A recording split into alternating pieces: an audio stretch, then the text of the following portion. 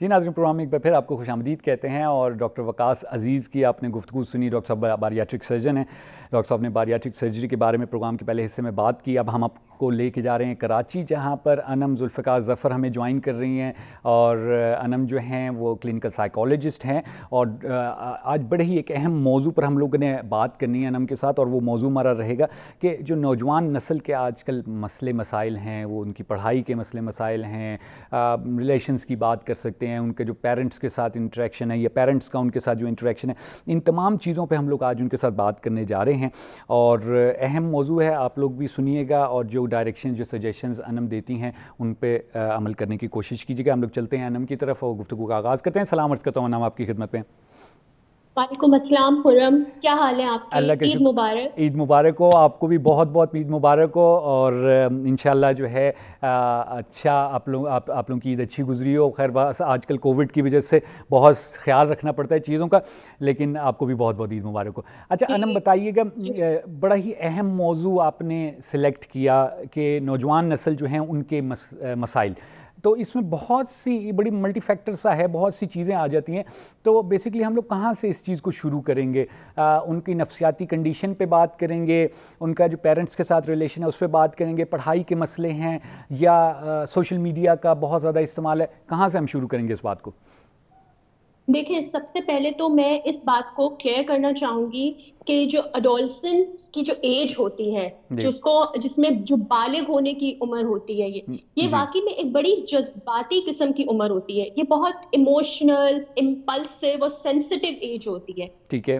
और इससे पहले कि मैं थोड़ा सा बताऊं कि असल में ये अडोलसेंस की एज के प्रॉब्लम्स क्या हैं, जी। थोड़ा सा मैं इसमें स्टेजेस बताना चाहूंगी कि अडोलसेंस की इसमें क्या स्टेजेस होती हैं। सही। सबसे पहले तो हमारी आती है अर्ली अडोलसेंस। अर्ली अडोलसेंस जो होती है वो होती है आपके 10 से 14 साल की उम्र में। ठीक है। फिर आपकी आती है मिडिल अडोलसेंस, जो कि उसकी एज लिमिट आपकी होती है 15 से 17, 15 से 17 साल। और ठीक है। फिर जो लास्ट, जो सबसे ज्यादा इंपॉर्टेंट होती है, जो कि लेट एडोलसेंस होते हैं, जिसमें ज्यादातर हमें सोशल प्रॉब्लम्स, इमोशनल प्रॉब्लम्स जो एडोलसेंस फेस करते हैं, वो उम्र होती है 18 से 24। ठीक।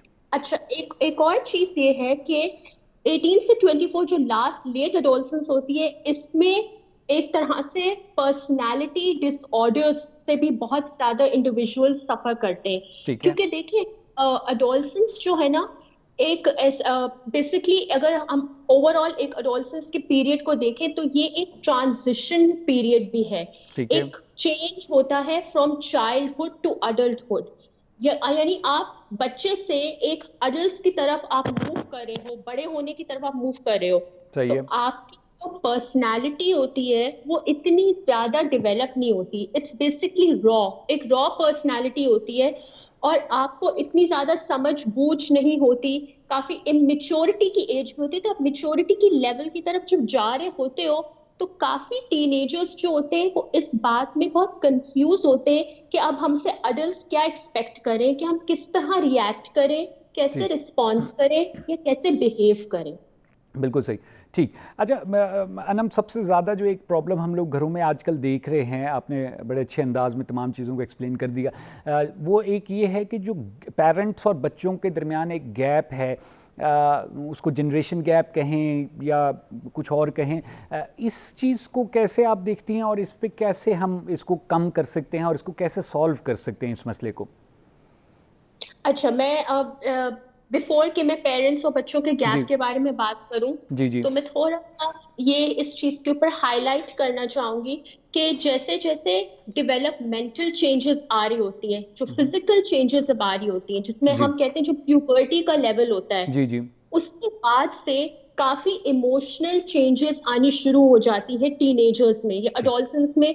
बहुत सारी इमोशनल प्रॉब्लम्स हम देखने को मिलती हैं, जैसे कि उनके मूड स्विंग्स जो ठीक है। होते हैं, ठीक है। कभी बात बात पे गुस्सा कर देना, और बहुत ज्यादा जज्बाती हो जाना। सही। और पेरेंट्स और टीनेजर्स का जो गैप में सबसे बड़ा इशू ही मूड स्विंग्स का है। ठीक देखिए, है। यहाँ पे एक साफ बात, ये वाजह है कि जो पेरेंट्स अपने बच्चों को समझाने की कोशिश करते हैं उस पर्टिकुलर एज में, तो जी। बच्चे नहीं समझ पाते। ठीक है। उनको यही लगता है कि उन्हीं की अनरियलिस्टिक डिमांड्स ही मानी जाएंगी, उनके जो फैसले हैं वो अब इतने बड़े हो गए हैं कि वो फैसले कर सकते हैं अपने, इसलिए वो अपने पेरेंट्स के अगेंस्ट भी स्टैंड आउट कर लेते हैं एट टाइम्स। ठीक है। और यहाँ पे पेरेंट्स भी उनको हर तरह से क्रिटिसाइज करते हैं, जज करते हैं, जो और एक तरह का बहुत ही आर्ग्यूमेंटेटिव किस्म की सिचुएशन पैदा हो जाती है। ठीक है। दूसरी एक बहुत कॉमन बात अगर देखने को मिले वो ये भी होती है कि लाइन, झूठ बोलना, जी। इस एज में अमूमन झूठ बोलना बहुत ज्यादा कॉमन एक बिहेवियरल प्रॉब्लम देखा जाता है। ठीक है। इसलिए भी झूठ का सहारा लिया जाता है कि कॉन्फ्रॉन्टेशन, आर्ग्यूमेंट और फाइट को भी अवॉइड की जाए, या कभी कोई चीज जो है उससे डर, उससे छुपाने के लिए झूठ का सहारा इसलिए भी इस अमूमन में टीनेजर्स लेते हैं अपने झूठ को कवर अप करने की, अपनी गलती को कवर अप करने के लिए, कि अगर उन्होंने कोई गलती कर ली है तो उनके अंदर इतनी हिम्मत नहीं है कि वो अपने पेरेंट्स को फेस कर सकें, ठीक है। क्योंकि उनको पता है कि उनके पेरेंट्स जो है वो उनको डांटेंगे या तो वो उनको एक तरह से पनिश करेंगे।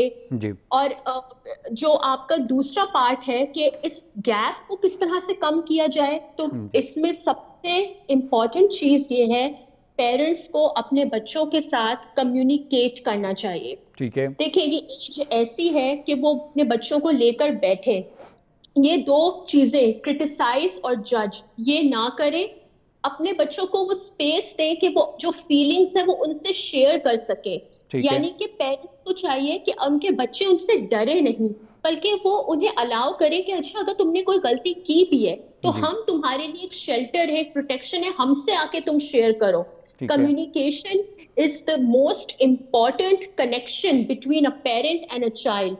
और सही। कम्युनिकेशन से पहले एक चीज होती है बिलीव करना। ठीक कई है। बार ये होते हैं कि कोई बच्चे ने गलती की है और आके वो बता रहा है और पेरेंट्स कहते हैं तुम तो हो ही बुरे, तुम तो जी। सब बहन भाइयों में से बुरे हो, तुम तो ये काम सही से कर ही नहीं सकते हो, तुमसे तो हमें यही उम्मीद थी। इस तरह के वर्ड्स ना यूज करें, बिलीव करें अपने बच्चे के ऊपर। उस एज में बहुत ज्यादा इमोशनैलिटी और सेंसिटिविटी होती है, और इस एज में टीनेजर्स क्रिटिसिज्म बिल्कुल बर्दाश्त नहीं करते।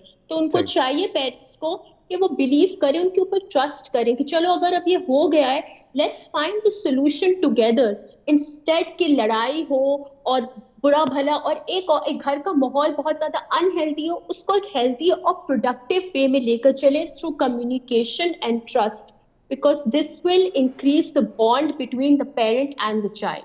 सही। अच्छा अनम, हमेशा हम ये लोग हम देखते हैं कि बच्चे जो हैं वो बजाय इसके कि अपने पेरेंट्स से, अपने बड़ों से कोई चीज़ डिस्कस करें, वो प्रेफर करते हैं अपने दोस्तों से बात करना या बाहर के किसी से बात करना। इसकी क्या वजह है? क्यों बाहर वालों पे ज़्यादा ट्रस्ट किया जाता है, अपनों से दूरी की जाती है? अच्छा, इसकी सबसे कॉमन वजह तो ये है कि बच्चे को पता है कि अगर मैंने जो गलती की है, जैसे कि अभी मैंने थोड़ी देर पहले आपको जी। बताया कि अभी अब मैंने जो गलती की है, अब अगर मैंने अब्बू से शेयर कर ली या अम्मी से शेयर कर ली, मेरी तो शामत आ जाएगी, मेरा तो ठीक। मसला ये हो जाएगा। ठीक है। तो वो सेफ हेवन अपने दोस्तों में ढूंढते हैं, ठीक कहीं ना है। कहीं जो बाहर उनकी सोशल कनेक्शन होती है वो वहां पे ढूंढते हैं। सही है। दूसरा, इस एज में एक इम्पल्सिविटी और एग्रेशन, एक एंगर इतना ज्यादा होता है। अ, अगर ये जेनेटिकली भी हो सकता है कि फैमिली मेंबर्स से भी अगर बच्चे के अंदर एग्रेशन आ रहा है, या बच्चा वो एग्रेशन अपने पेरेंट्स से भी सीख रहा है, क्योंकि ठीक है। इसमें कई चीजें, ट्रेट्स जो हैं बच्चे अपने पेरेंट्स से भी लर्न करते हैं। ठीक है। अब सवाल ये है कि वो बाहर डिस्कस करना कंफर्टेबल इसलिए समझते हैं कि उनको पता है कि उनके जो दोस्त वगैरह हैं वो उनको क्रिटिसाइज नहीं करेंगे। सही है। बल्कि यहाँ पे ये एक चीज, खतरनाक चीज भी साबित हो सकती है कि वो बाहर जब डिस्कस करते हैं तो आपको क्या पता, दोस्त उनको गलत मशवरा भी दे सकते हैं ठीक है। जरूर, क्योंकि यहाँ पे इस एज में बच्चे ये नहीं समझते कि उनके लिए सबसे सिंसियर उनके पेरेंट्स की एडवाइस है। जो बिल्कुल सही। पेरेंट्स चाह रहे हैं वो उनके अकॉर्डिंग नहीं चलना चाह रहे, जो दोस्त चाह रहे हैं वो उनके अकॉर्डिंग चलना चाह रहे हैं, क्योंकि वो इस कदर उस दोस्ती में और रिलेशनशिप्स में फैसिनेट हुए हुए होते हैं। एक उनके अंदर एक फैंटेसी सा वर्ल्ड चल रहा होता है कि यार मैं दोस्त के पास जाऊंगा तो बस ये तो मेरे सारे मसले हल कर देगा। लेकिन आपको क्या पता कि वो दोस्त आपको क्या मशवरा दे रहा है, क्या वो आपकी बेहतरी के लिए भी दे रहा है मशवरा, क्या वो आपके साथ सिंसियर भी है कि नहीं। और उसको सही। पता है कि दोस्त जो है या तो वो कोई इजी वे आउट निकाल देगा या उसका कोई काम निकलवा देगा एक आसान तरीके से, जो कि दोस्त उसके साथ इस तरह से रिएक्ट करेगा, उसको पता है कि वो उसको क्रिटिसाइज और जज नहीं करेगा, उसको डांटेगा नहीं। इसलिए वो अमूमन इस एज में टीनेजर्स ज्यादा फ्रीली डिस्कस कर लेते हैं अपने प्रॉब्लम्स अपने सोशल नेटवर्क में एज कंपेयर टू पेरेंट्स। सही। अच्छा अनम, आप जो है ब्रेन क्लिनिक में भी अपनी खिदमत अंजाम देती रही हैं और इंस्टीट्यूट ऑफ माइंड साइंसेज में भी अपनी खिदमत अंजाम दे रही हैं। आप लोगों के पास क्या इस तरह के केसेस आते हैं कि जो टीनेजर हैं वो अपने मसाइल को लेके आएँ और वो डिस्कस करें कि क्या एक साइकोलॉजिस्ट, क्लिनिकल साइकोलॉजिस्ट, थेरेपिस्ट से ये मसले डिस्कस किए जा सकते हैं? देखिए, सबसे पहले तो मैंने जैसे आपको हमें ये बताया था कि फैमिली सपोर्ट जी। Before before asking for any sort of professional help, family support बहुत इंपॉर्टेंट होती है। ठीक है। घर में अगर बच्चे माँ बाप बैठ के वो मसाइल हल करें, एक इस तरह का माहौल क्रिएट करें कि वो मसला हल कर सकते हैं, ठीक है। और उस कम्युनिकेशन के थ्रू जो है प्रॉब्लम सॉर्ट आउट हो सकती हैं। मगर अगर जैसे कि प्रॉब्लम्स यहाँ तक पहुंच गई है कि बच्चे ने फॉर एग्जांपल ड्रग्स, मंशियात का सहारा ले लिया है, जी। मंशियात का सहारा ले लिया है, और जी। फ्रीक्वेंट मूड स्विंग्स उसके अंदर शो हो रहे हैं, ठीक काफी है। बिहेवियरल प्रॉब्लम्स शो हो रही है, वॉयलेंस, एग्रेशन, स्कूल से इसकी शिकायत वगैरह आना, कॉलेज से कि आज वो इस लड़ाई में मुब्तला हो गए, आज वो इस बच्चे को बुली करे। तो फिर जब प्रॉब्लम्स हद से ज्यादा बढ़ जाती हैं और बच्चे की अपनी सोशल फंक्शनिंग, उसके अपने पर्सनल रिलेशन सब इफेक्ट होने लगते हैं, देन इट्स वेरी इंपॉर्टेंट कि मामला घर से बाहर लेकर जाया जाए, यानी टूवर्ड्स प्रोफेशनल हेल्प। तो अच्छा। यहाँ फिर हम लोग क्लिनिकल साइकोलॉजिस्ट, साइकेट्रिस्ट, अच्छा साइकेट्रिस्ट की नीड इसलिए होती है, फॉर एग्जांपल अगर बच्चा जो है वो किसी भी पर्टिकुलर डिसऑर्डर से सफर कर रहा है, लाइक डिप्रेशन, कि सही वो है। अपने दोस्तों में स्टैंड आउट नहीं कर रहा है, क्योंकि इस एज में एक कंपटीशन का भी बहुत ज्यादा फैक्टर मैटर करता है। बच्चे बहुत कम्पीट करते हैं कि मैंने स्टडीज में भी अच्छा होना है, एक्स्ट्रा जी। करिकुलर एक्टिविटीज में भी परफेक्ट होना है, ग्रेड्स भी अच्छे लाने। जब वो अपनी एक्सपेक्टेशंस को मीट नहीं करते हैं तो फिर एक तरह से उनके, जब वो अपने एक्सपेक्टेशंस को जी। सॉरी जी। मीट नहीं करते, फिर एक तरह से उनके अंदर इंफियोरिटी कॉम्प्लेक्स डेवलप होना स्टार्ट हो जाता है, दिस ठीक। Might lead to depression. तो ठीक फिर है। वहां पे उनको एंटी डिप्रेसेंट्स एंड साइकेट्रिस्ट की नीड होती है। सही। बहुत अच्छा। यानी आप अगर किसी को लगता है कि प्रॉब्लम्स हैं और इतने एक्सट्रीम हैं तो वो प्रोफेशनल हेल्प ले तो उसमें बेहतरी है। वो पेरेंट्स की तरफ से भी हो सकता है और टीनेजर भी जो है वो हेल्प सीख कर सकते हैं। अब थोड़ा सा हम इस तरफ आते हैं कि हमारे पास जो स्टडीज़ को लेके, पढ़ाई को लेके जो मसले मसाइल बच्चों में देखने को मिलते हैं, कंपटीशन का आपने का माहौल है और बड़ा ही शदीद किस्म का एक प्रेशर बच्चों पे होता है। तो ये प्रेशर आपके ख्याल में ड्यू है, ठीक है, बच्चों पे डालना चाहिए प्रेशर, उनको सुबह शाम ट्यूशनें पढ़ाना और फिर उनके जहन में डालना कि भाई आपने नंबर लेने हैं, आपने ना लिए तो you are a failed person, और ये तमाम चीज़ें, तो ये कहाँ लेके जा रही हैं हमारी टीनेजर को? यही तो मैं बदकिस्मती से इस बारे में बोलूंगी कि बहुत बदकिस्मती से मुझे इस चीज के ऊपर कोट करना पड़ रहा है कि हमारा माशरा अब तक इस चीज में लैक करता है। पेरेंट्स जो हैं, सबसे पहले तो मैं जब मैं प्रोफेशनल हेल्थ की जैसे बात करी थी, तो उसमें पेरेंटल काउंसलिंग भी बहुत इंपॉर्टेंट होती है, जो ठीक। एट टाइम्स हम क्लिनिकल साइकोलॉजिस्ट प्रोवाइड करते हैं पेरेंट्स को। ठीक है। देखिए, सबसे पहले तो ये है कि अगर फैमिली मेंबर्स में सिबलिंग्स हैं और पेरेंट्स की अक्सर ये आदत होती है कंपेयर करना, कि ठीक है। देखो वो तुमसे ज्यादा सक्सेसफुल हो रहा है, वो तुमसे ज्यादा अच्छे नंबर ले रहा है, तुम अभी तक इसी स्टेज पे हो, तुम अभी तक इसी पोजीशन पे हो। जी। ये बहुत ज्यादा सेल्फ स्टीम को हर्ट करती है ये चीज। ये ठीक है। इससे बच्चा इतना वो ज्यादा अंदर से घुट जाता है कि उसके अंदर फिर ये चीजें खुद ब खुद डेवलप होनी स्टार्ट हो जाती है। I am a failure, I am a loser, I can not perform well, I can ठीक। नेवर परफॉर्म वेल ठीक है। Due to this comparison. और सही। फिर एट टाइम्स ये भी होता है कि बच्चा उस कंपैरिजन को रिमूव करने के लिए परफेक्शन की तरफ स्ट्राइव करने लगता है, कि अच्छा। दिन रात ट्यूशंस में पढ़ रहा हूँ, बस दिन रात अब सिर्फ पढ़ाई है, पढ़ाई है, पढ़ाई है, और इतना वो अपने आप को ओवर बर्डन कर लेता है कि फिर ऑब्वियसली क्योंकि वो हर सब्जेक्ट में तो परफेक्ट हो नहीं सकता है, ठीक है। कुछ कुछ सब्जेक्ट में ही वो अपनी परफेक्शन या मास्टरी शो कर सकता है। Not even perfection also, because perfection से फिर एट टाइम्स जब उस बच्चे की खुद की एक्सपेक्टेशंस और फिर ऊपर से पेरेंटल प्रेशर, जी। दोनों चीजें आ जाती है, तो this can lead to quite a lot of psychological problems. तो ठीक है। पेरेंट्स को यहाँ पे एक चीज अंडरस्टैंड करनी चाहिए कि बच्चा अपने एप्टीट्यूड और कैपेबिलिटी के अकॉर्डिंग ही परफॉर्म करेगा। ठीक है it would not be the end of the world अगर एक दफा बच्चे ने परफॉर्म नहीं किया। जी आपकी डिस्करेजमेंट तो उसको फिर कभी भी परफॉर्म करने नहीं देगी।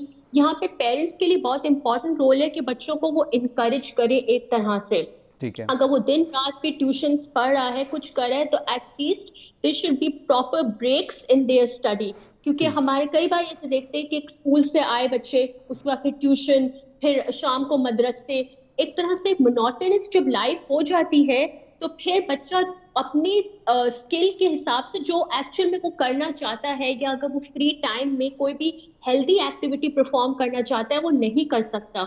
तो पेरेंट्स को एक बहुत ही प्रॉपर और बैलेंस स्केड्यूल बनाना चाहिए एंड जी अलोंग विद दैट काफी इंकरेज करना चाहिए अपने बच्चे को हर तरीके से आगे बढ़ने के लिए and to stop comparing their kid with other kids उसकी उम्र के दोस्तों से भी और सिबलिंग्स से। सही। अच्छा अनम, लास्ट सवाल मैं ये पूछूंगा आपसे कि ये जो फील्ड की चॉइस है, जो आपके कैरियर की चॉइस है, इसमें बहुत ज़्यादा इंटरफेरेंस होती है। इंटरफेरेंस कहूँ या जो है पेरेंट्स की ख्वाहिश होती है कि जी बच्चा हमारा ये बने, बच्चा हमारा इस फील्ड में आए।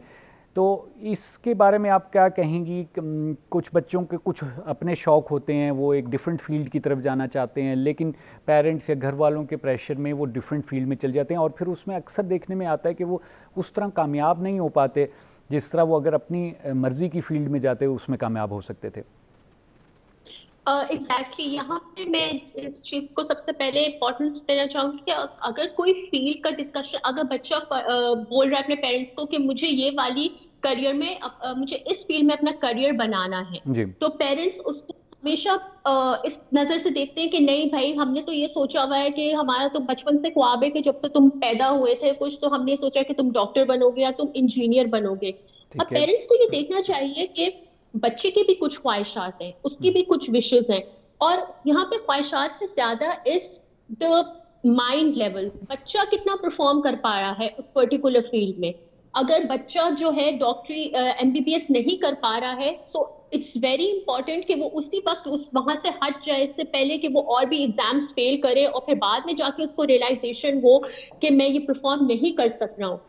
पेरेंट्स को ये अंडरस्टैंड करना चाहिए अपने बच्चे का एप्टीट्यूड लेवल देखने के हिसाब से कि मेरे बच्चे की कैपेबिलिटी कहाँ स्टैंड करती है अगर और सही कैपेबिलिटी से ज्यादा इंटरेस्ट कहाँ स्टैंड करता है। क्योंकि सही कई बार ऐसा होता है कि बच्चे अपने पेरेंट्स के प्रेशर में आके कई बार अपने फ्रेंड्स को कह रहे होते हैं कि हाँ डॉक्टर बन रहा हूँ क्योंकि मैं बनना नहीं चाह रहा मेरे पेरेंट्स की ख्वाहिश है ये। अब सही वो आगे जाके किस तरह परफॉर्म कर रहा है उसके लिए क्या फ्यूचर प्रोस्पेक्ट है ये तो वो खुद ही इंडिविजुअल सेल्फ जानता है पेरेंट्स से ज्यादा। तो ठीक है मैं यहाँ पे पेरेंट्स को एक मैसेज देना चाहूंगी कि जब भी एक करियर डिस्कशन हो इट्स वेरी इंपॉर्टेंट कि आप जो है एक घर में एक इस तरह का हेल्थी माहौल हो जहाँ पे सारे प्रॉस एंड कॉन्स यानी डिफरेंट एडवांटेजेस डिसएडवांटेजेस निकाल के डिस्कस करें प्रॉपर हेल्थी डिस्कशन हो कि अच्छा जी तुम इस तरह ये फील करना चाह रहे हो ये क्यों नहीं करना चाह रहे हो। हेल्थी तरीके से बच्चे से डील करें सवाल करें जज या क्रिटिसाइज नहीं करें। जहां आपने जज या क्रिटिसाइज कर लिया किसी भी एस्पेक्ट में वो भी इस एज में तो जी बच्चा आपसे डरने लग जाएगा। वो आपसे अपनी प्रॉब्लम शेयर करना बंद कर देगा या तो वो अंदर ही अंदर घुटता रहेगा या फिर वो डिफरेंट वेज ढूंढेगा स्केप के जैसे कि ड्रग्स का इस्तेमाल या जी फिर फ्रेंड्स के साथ लेट लेट बाहर रहना अनहेल्दी वेज। इससे पहले कि बच्चा ढूंढे इट्स बेटर कि आप अपने बच्चे को इमोशनली तौर से कंट्रोल करें और वो इस तरह के अपना एक इम्पॉर्टेंट रोल प्ले करें। Try to be a friend of your child आप उससे सही हर चीज डिस्कस करें सही। इधर फील्ड है करियर है और any problem that your child is suffering from. Anam Zulfiqar Zafar, बहुत शुक्रिया अदा करता हूँ, आपने हमें कराची से ज्वाइन किया और बड़ी अहम टॉपिक पे गुफ्तगू की। बड़े अच्छे अंदाज में आपने वो बड़े इम्पॉर्टेंट मसाइल जो हमारे फैमिली सिस्टम को भी डिस्टर्ब कर रहे हैं, बच्चे के फ्यूचर को भी डिस्टर्ब कर रहे हैं और जो उसको अगर वो गलत रास्ते पे जाता है तो उसका भी रीज़न बन रहे हैं। अगर वो ड्रग्स की तरफ जाता है या किसी और गलत साइड पे जाता है उसका भी रीज़न बन रहे हैं। आपने तमाम को डिस्कस किया और गाइड किया। मुझे यकीन है कि बहुत अच्छी गाइडेंस हमारे पेरेंट्स को और ख़ुद टीनेजर्स को भी समझ आई होगी सिचुएशन की और वो कोशिश करेंगे इन चीज़ों को सॉल्व करने की पीसफुली। बहुत शुक्रिया अनम, आपने हमें कराची से ज्वाइन किया और इस टॉपिक पे बात की। Thank you very much. जी नाज़रीन, आपने गुफ्तगू सुनी अनम जुल्फ़िकार ज़फ़र की, क्लिनिकल साइकोलॉजिस्ट हैं और उन्होंने तफसील से जो है नौजवानों के आजकल के जो मसाइल हैं उन पे बात की।